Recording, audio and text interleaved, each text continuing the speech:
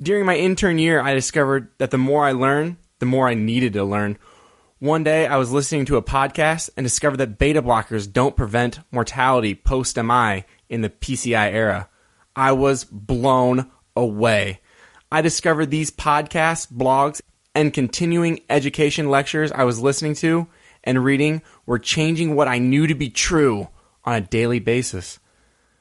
This got me thinking about the tests that we were ordering, procedures we were doing, medications we were prescribing, and the inevitable question arose, why are we doing this? And it was then that Questioning Medicine was born. A fellow resident of mine, Joe Weatherly, shared a similar passion for asking why.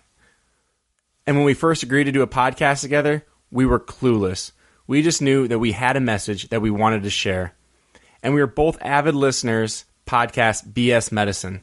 So we decided to email the creator and producer, Dr. James McCormick. And he responded. We couldn't believe it. The man we had listened to so many times was talking to us about how to start our own podcast. Once we got rolling and posted some of our first recording, unbelievable things happened, and it took off like a rocket ship. MedPage Today contacted us to help write for their online medical blog. We were in contact with specialists from all over the world, asked to be part of research, partake in online journal clubs.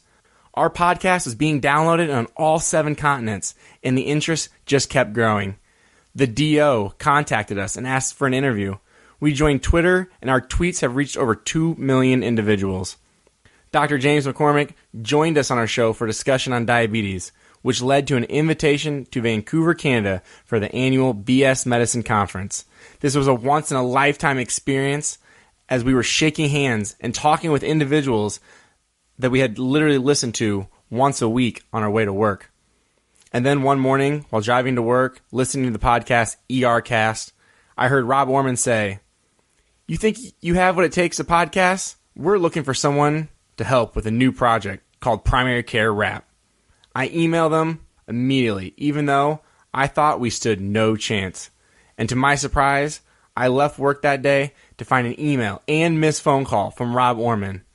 After a few conversations, we were officially part of the Hippo Education team, helping produce a national monthly CME piece for physicians, which we continue to do today.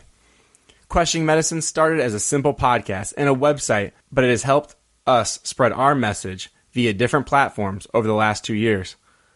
It is self-produced and paid for by its creators, based on our belief that we have a message that needs to be heard.